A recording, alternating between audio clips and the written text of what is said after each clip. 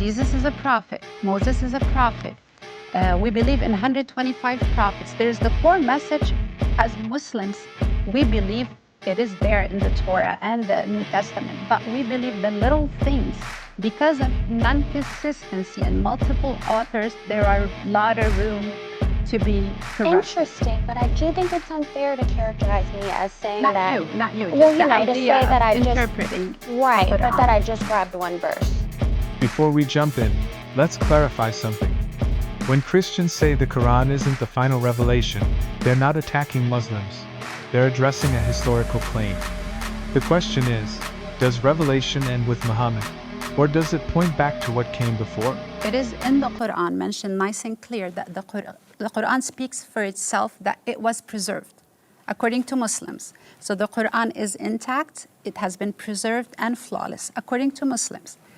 The Qur'an says that the core message within the Bible, within the Old Testament, has not been corrupted. The core message of it, that kind of invite the people to the God of Abraham, to Jesus Christ, that's mentioned 18 times in the Quran. Moses, that's mentioned 19 times in the Quran. There's an invitation for these core messages.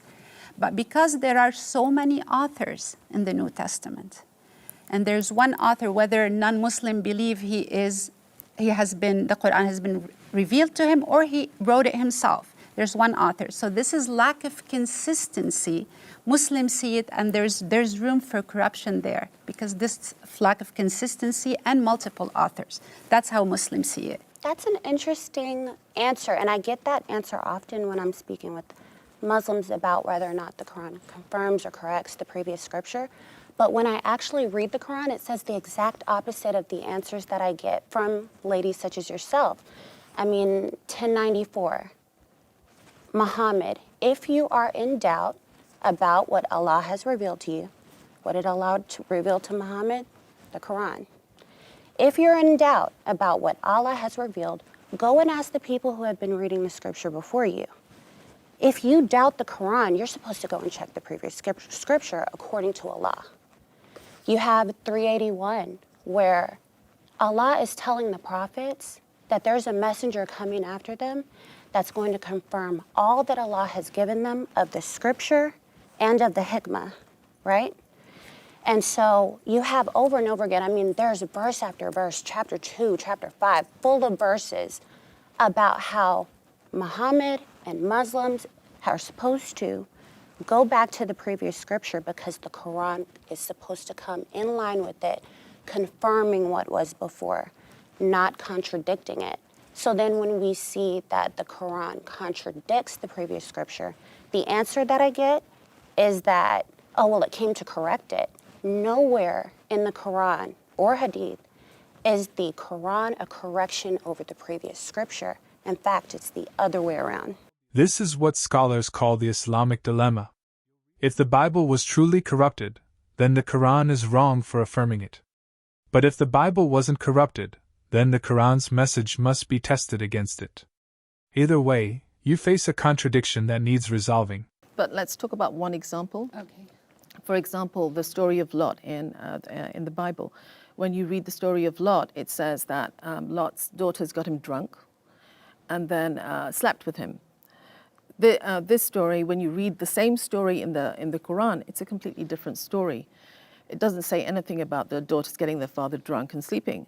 We consider Lot to be a prophet, and that kind of behavior would make him an abuser, would make him a sexual abuser, make the daughters rapists. Is that the word? Yeah, he'd be a victim in this case. Yeah, he would be a victim. In the biblical version, he's the victim for sure. But in the Quranic version, that story is corrected, and that doesn't happen. They exit the town that they were in, but that kind of story doesn't happen. So that's you telling me that the Quran tells the story differently, so it's a correction, where the Quran says the exact opposite, that it's confirming. Historically, the Quran speaks of the Torah and the Gospel as still existing during Muhammad's lifetime. That's important, because if those texts were already changed, the Quran wouldn't command people to read them. This is where context matters more than emotion. So The Quran does confirm lots of things, and the Quran also corrects lots of things. Is there a statement that says the Quran came to correct the Bible or the Torah? Before we go on, just to your comment or question was of two things to answer.